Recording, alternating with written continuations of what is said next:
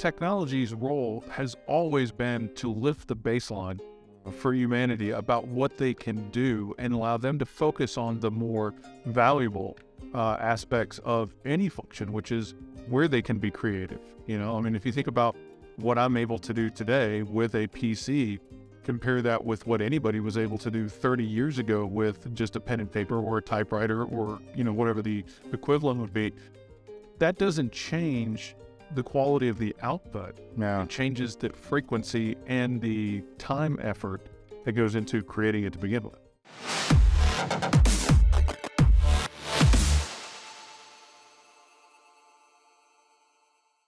In this episode, I had the immense pleasure of sitting and having a conversation with Marc Gibson, CEO at D3 Technology. And what I found most fascinating about my conversation with Marc is that Marc is someone who not only understands technology very thoroughly, but is also somebody who has incredible emotional IQ.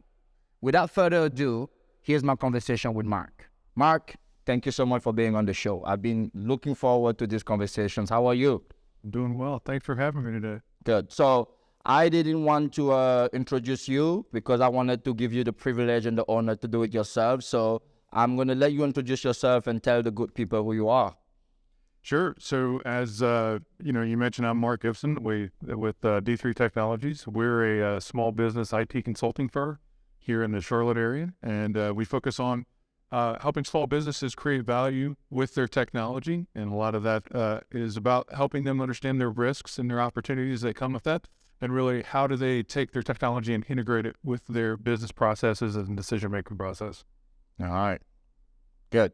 I mean, right away, it already feels somewhat different than my understanding of what IT is supposed to do. I'm sure we get into that a little bit more. So how did you arrive at this IT thing? As a child, were you always somebody who was intrigued about technology? Were you one of those people that like to look behind the TV sets and open things up to see how things work? Or like, what was the inception of this? Absolutely not. Okay. Actually, you could say that IT has been a second career for me, which has a lot to do with how I view this function within small businesses. So, largely, I had a tough time figuring out what I was passionate about, what I wanted to do as I was growing up as an adult, still figuring that out to some degree. Or many people can relate with that. But, the first... probably 10 years of my career was in business operations management. And so then decided not to do that for the next 20 or 30 years. Looked around, said, hey, that IT stuff looks interesting. Went back and got a degree in infrastructure and systems management. And from there sort of fell into the managed services provider space, helping small businesses. And after about 6 to 8 years of doing that, recognized that there was a gap for many small businesses in terms of their technology and their business. We weren't doing enough as a provider or as an industry to kind of meet them where they work. Mm-hmm. So in many cases, their opportunities and their risks with technology were either they weren't taking enough advantage of them, or they were taking risks they weren't quite sure about, simply because we as a provider weren't understanding enough about their business to try to close those gaps for them. And so a lot of that was about how we were positioning ourselves and engaging with our clients. And so felt like there was a better way to do that. And that's where sort of D3 was born. Yeah. I mean, I think it's becoming undeniable for all of us business owners and individuals for a large extent, the important role that technology plays in our life. Yet, most of us, the laymen, have very little understanding of the technology that now governs our life and that we cannot live without. So how do you help business owners that, on the one hand, understand the importance to leverage technology to grow their businesses, but on the other hand, have no real understanding of the capability of the technology or the ability to even understand what it can do for them, therefore the ability to choose the right one? How do you close that gap for them? Well, the reality is that the technology, the features themselves, you don't need to know anything about it. I'm not what I would consider to be a traditional technologist. I spent some time as an engineer and certainly understand the concepts and some of those details, but it's been so long since I practiced as an engineer, I'm no longer familiar with a lot of those details. What happens for people in terms of where the gap between the technology and the business is that there's parts of the business that they have to be able to define to wrap that around the technology.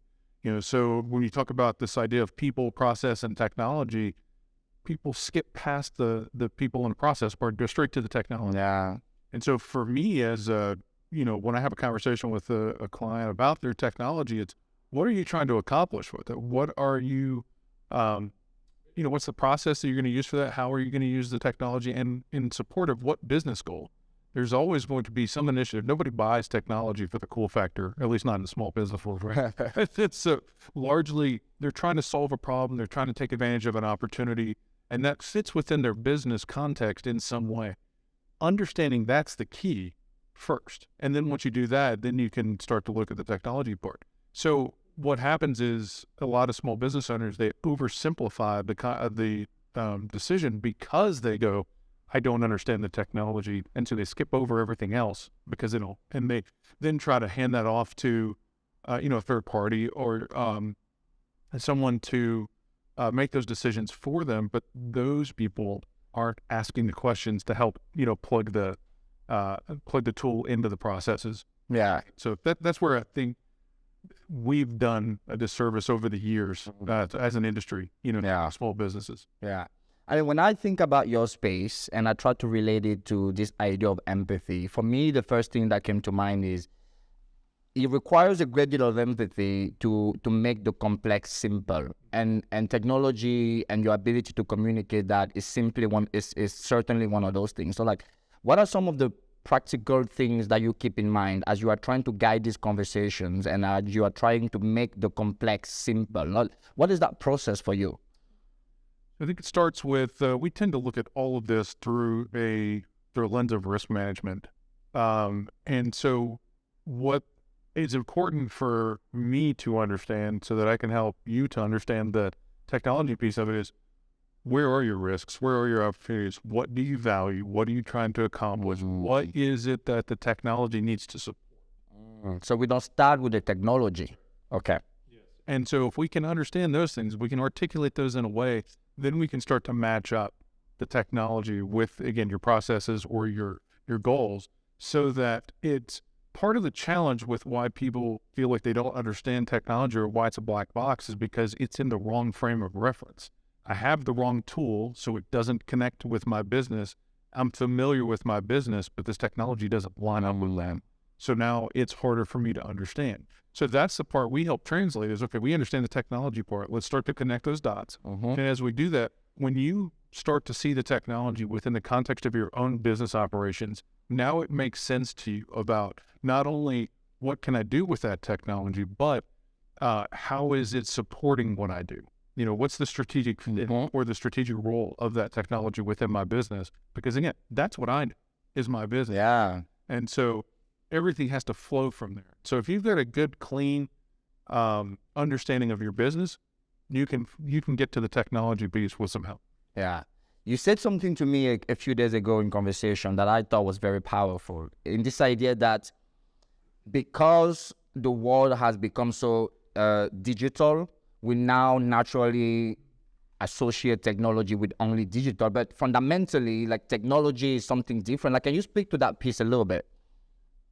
Yeah, technology today is generally, like you said, digital or electronic. Yeah. The concept of technology has existed for mankind for as long as we've been able to walk upright. Yeah. Or have opposable thumbs. Like, there's been the idea of, hammers or axes or fire. Yeah. Right? I mean, so those have always been technology in its broadest definition. Only in the last, maybe I'll say 30 years or so, we've really started to zero in that technology is about, computers or printers or, networks, that type of thing. And it's because of how powerful it's become and how present it is in our lives across the board.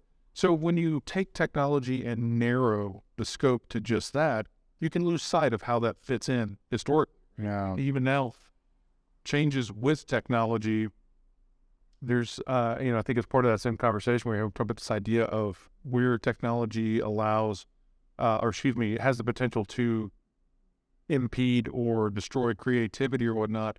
Whereas at the end of the day, technology's role has always been to lift the baseline for humanity about what they can do and allow them to focus on the more valuable aspects of any function, which is where they can be creative. You know, I mean, if you think about what I'm able to do today with a PC, compare that with what anybody was able to do 30 years ago with just a pen and paper or a typewriter or, you know, whatever the equivalent would be, that doesn't change the quality of the output. Yeah. It changes the frequency and the time effort that goes into creating it to begin with. Yeah.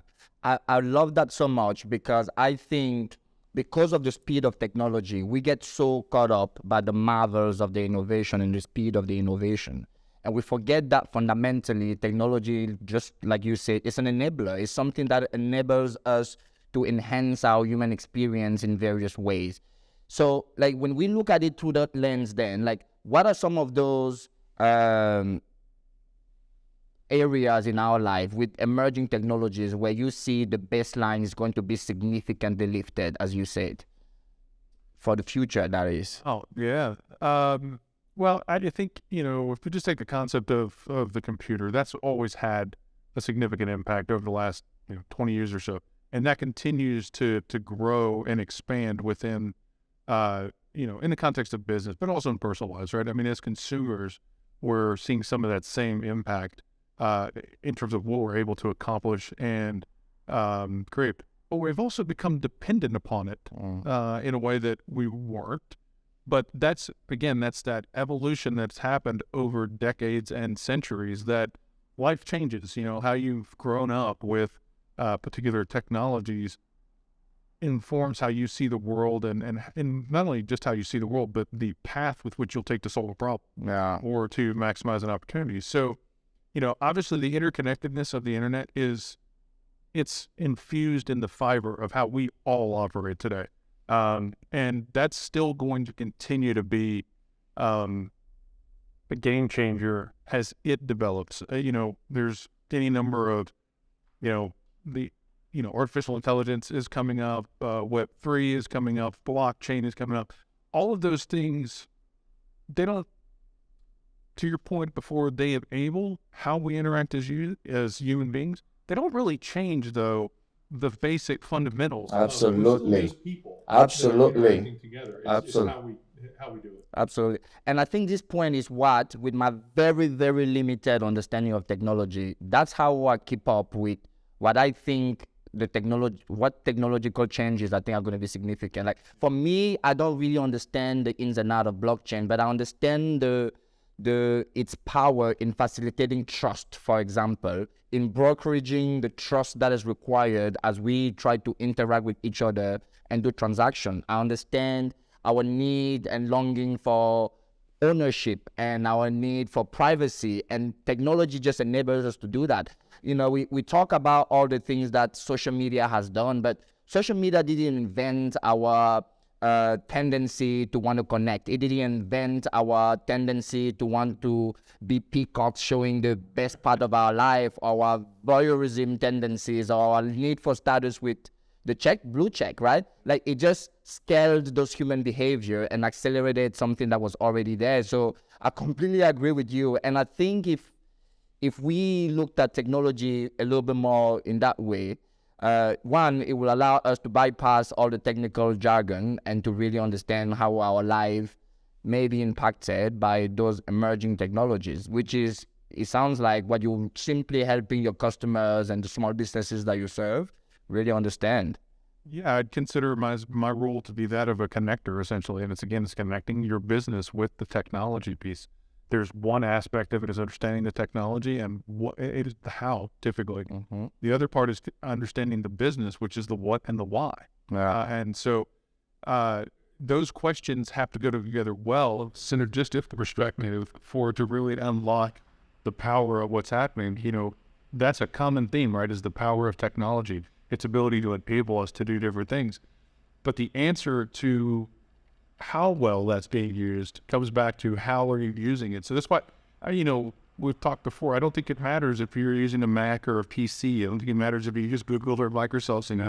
I think what matters is how you use those things within your business to be able to, what's your core? Like, how do you offer value to your clients and to your community? And then from that, take those tools and be able to 10x them. Yeah. So technology aside then, what are the fundamental challenges or goals that we had to be our customers solve and achieve respectively?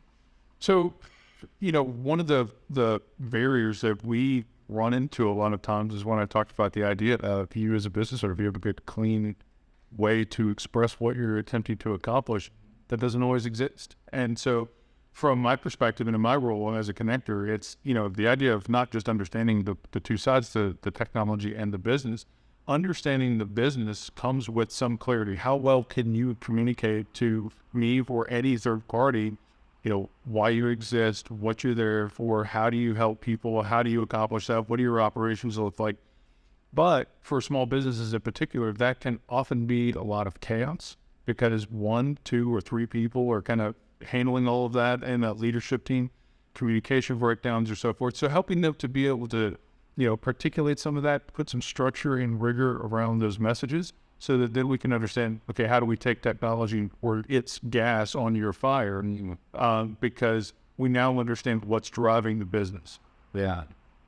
No, that's powerful. And again, I said at the beginning that talking to you really helped me rethink and reshape my understanding of IT as a function. Like, why do you think there is such a disconnect between the conversation that we are having and the traditional IT space or our layman's understanding of what IT is supposed to do for business? You could look at it as the same disconnected. Every two cultures have had throughout the history of humanity. At the end of the day, technology has spawned its own culture of people, right? Technicians, engineers, data analysts, all this. And they speak a certain language that's built on understanding all of the concepts that are tied to that. Business people have their own culture, right? That is built on those same type of shorthands and language. And so it's being able to, bridge that divide from a standpoint, again, I'll say as a connector, right? And understanding, some of both sides of that, but also both sides have to come with an openness to be able to try to understand and translate that. Oftentimes, this is where I feel like our industry has kind of failed as a provider to small businesses, is again, taking the time to understand that about the business, to put it in language and put it in concepts that they'll be able to, make it more accessible, as well said. And the onus for that is on us, not on the onus of small business owners. Small business owners, no matter if we're talking about finance, marketing, HR, technology, any of those functions, they want to understand how it can help them do more with their business. They're not trying to become experts in those businesses. And so that's what, I think that we've got to do a better job with. And that's why D3 is taking the approach that we have. And I think, the how that's developed is because IT, if you think about it, until probably the last 15 years or so, wasn't really considered a business function, right? I mean, if you go and look at core business functions, it really looks at HR, marketing for sales, and accounting and finance. Those are the business functions that would exist for any core business. Technology's not really there until the last decade or so because of its importance, whether you're talking about security, functionality, the value that you can receive in technology. But business functions have largely developed because there's a component of it that requires specialized skill sets or guidance to oversee it. Any other function, you're expecting that the people as a whole within your organization have enough familiarity with the tools that whatever gap exists doesn't present any kind of a threat to the business. Well, for technology, it was very simple for a long time, but as it's gotten much more complex, the difference between the general worker and your accountant is a lot. Yeah. In terms of that specialty. The difference between them and your HR person is a lot. Well, the gap between them and your IT person has grown exponentially. And so as a function, it's had to mature. And so it's getting business owners to look at that as not the tools, but as the function, and therefore a department, and understanding that there are aspects to how do I integrate that into my business so that it can be a useful tool. Yeah, yeah. I mean, it's all of this sounds so familiar because I think one can argue that it's the same challenge. And you pointed out at the beginning of this answer, actually, that is the same conundrum that every industry has, right? Like for us as marketers, we live in this world that has its own codes, its own language, and we are very passionate about the work that we do. And like many of us want to even contribute to the field and give it a life of its own, which over time it has taken. But I think the challenge, just like for you, is that when you cross boundaries and try to engage with a business owner who doesn't have the same knowledge or doesn't share the passion that you share for marketing, you need to be able to speak business terms. You have to be able to frame that conversation within the context of what matters to that person.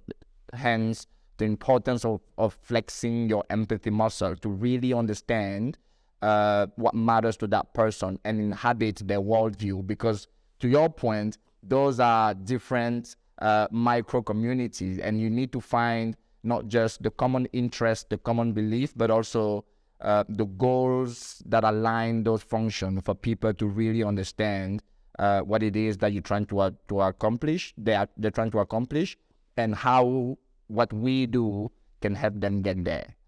And I think part of the challenge to the reality is technology is probably a little less intuitive to most business owners than, again, marketing, accounting, HR.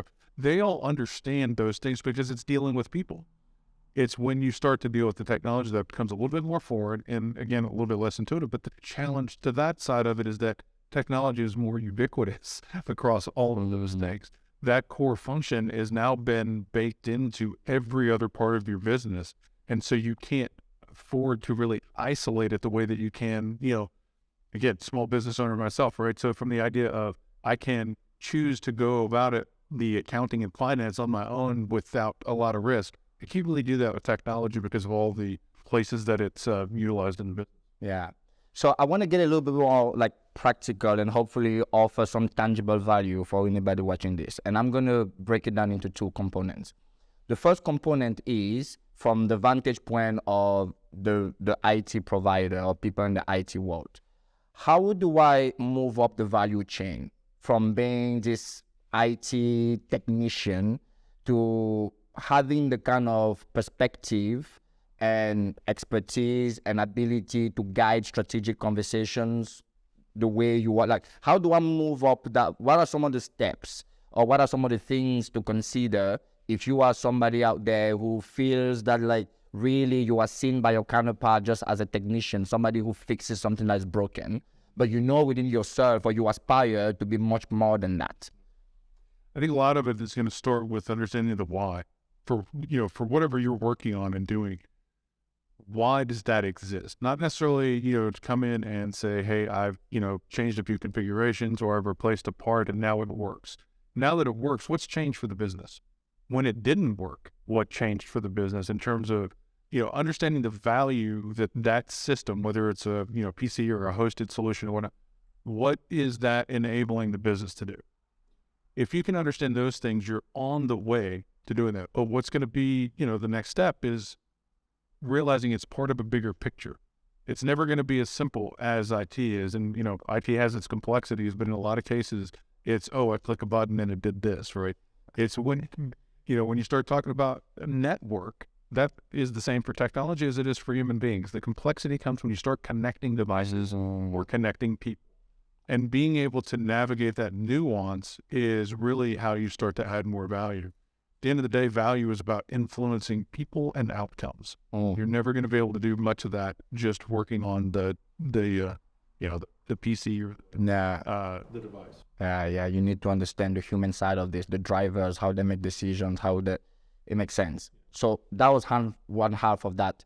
Then on the second half, for all its wonders and its power to transform our businesses, technology can also be a pain in our ass, right? Like it causes so much frustration and challenges, and in many cases, it leaves us vulnerable and our business is vulnerable. So what are some practical things that we as people and as business owners can do to protect ourselves from the dark side, so to say, of technology? So, when you think about technology, first and foremost, it's usually how it develops is its dependency, right? It's not unique from any other dependency that people have. Again, it's not special because it's technology. So what I mean by that is if you have a single point of failure for a system, for a device or whatever, a lot of the initial threat or risk that is attached to that is simply about the fact that, hey, it was working and now it doesn't. So you build in redundancies, you build in some resiliency, but you think about that as a business owner to say, play a little bit of a tabletop exercise, I guess you'd call it, for business continuity for yourself. Like, what would I do if I didn't have this available to me? Those are things you got to think about beforehand, because thinking about them in the moment, you have fewer options available. And you're also in a heightened state emotionally. Right, absolutely. So that's, the two main areas of consideration or concern I would have for a business owner when they're looking at that at a high level is, one, what happens when it's not working anymore? And the other is then how do I address any risk it might present from a security perspective, right? Again, the idea that everything is so interconnected now, it means that everybody can have access to those, resources much more easily. Everybody thinks about the world in a physical sense, so that if you're behind a door, generally we feel safe from the guy next door.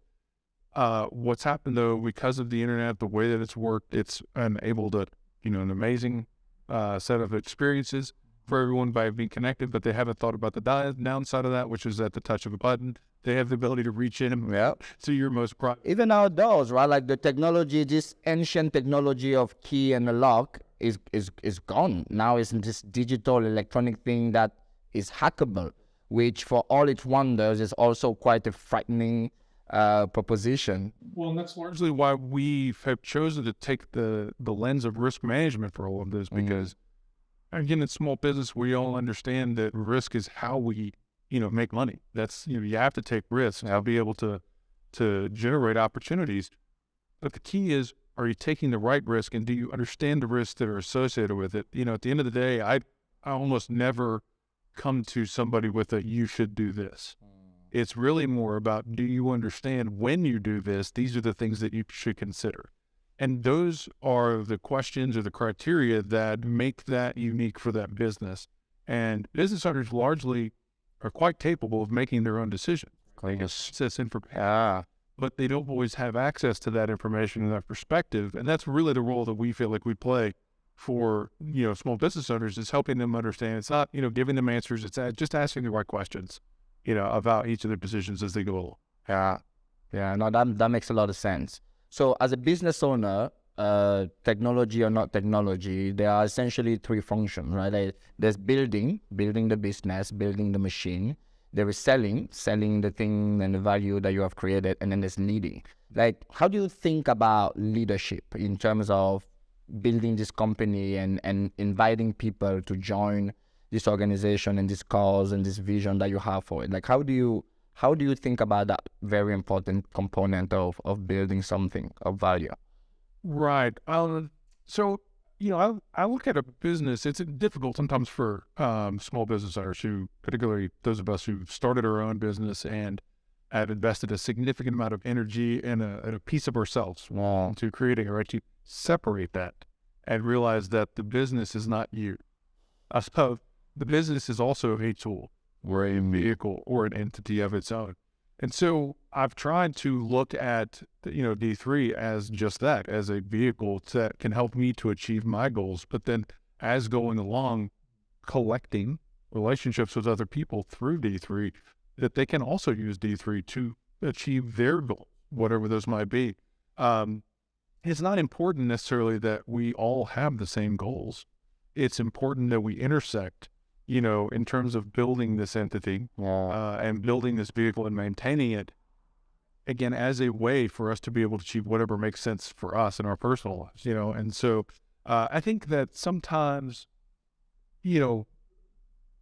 corporate cultures or business cultures, doesn't necessarily, but there's maybe a little too much extension into, equating people with the role that they play in the business, and it's maybe disguised a little bit as this conversation of you got to care about the person too.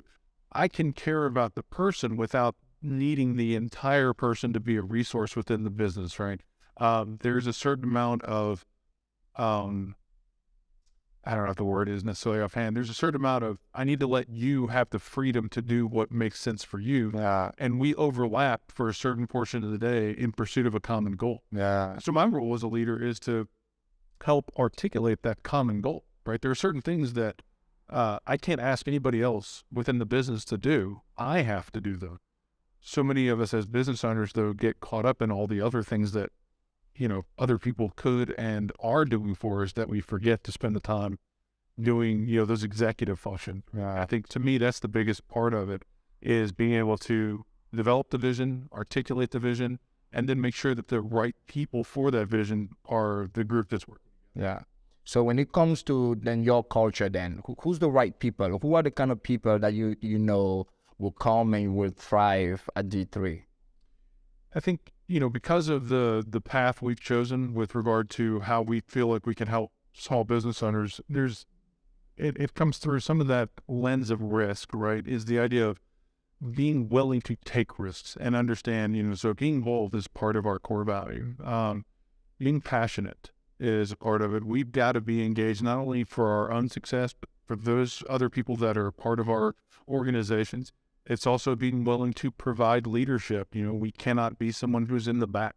We've got to constantly be visible and help and anticipate to try to help others, anticipate what their questions are going to be or what their needs are going to be within reason, and try to be able to assist with those types of things. Yeah. I mean, I really love this idea of business as a tool, because I really, really echo that sentiment that our product, our services, our businesses are simply tools to enhance the human experience, right? Like, people use these entities as a means to align their aspirations, their talents, their needs with this life, so that they can get more of this life that they can. And for you to think about it from that vantage point, I can see how really powerful it is for you to get to the root of what drives people and what are some of those talents, passions that they bring to the table toward that common goal, as well as what are some of the limitations, that make them human, that you also need to take into consideration